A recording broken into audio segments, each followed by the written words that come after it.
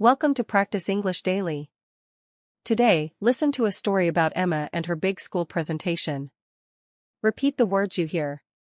Let's start. Emma is 8 years old. She has brown hair and loves to draw. She lives in a small town with her family and cat. It is Monday morning. Emma sits in her classroom.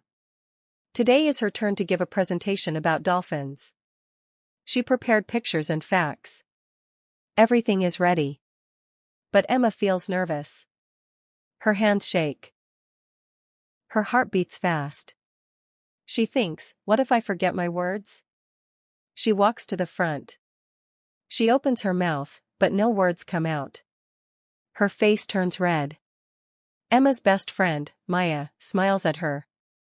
Maya whispers, "You can do it." Miss Lopez, her teacher, speaks softly. Take a deep breath, Emma.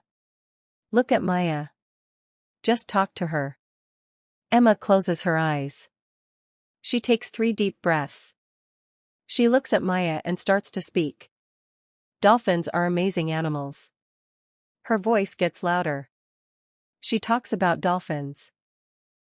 She shows her pictures. The students listen carefully. When Emma finishes, everyone claps. Miss Lopez says, "Excellent job, Emma. You were brave." Emma learns that when you feel scared, take a deep breath. You are stronger than you think.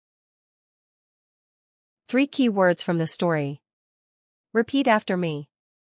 First, nervous. Nervous means feeling worried or scared. Repeat, nervous. Second, presentation. A presentation is when you talk to a group of people. Repeat, presentation. Third, brave. Brave means having courage. Repeat, brave. Great listening. Tell someone, what helped Emma feel better? Practice tomorrow.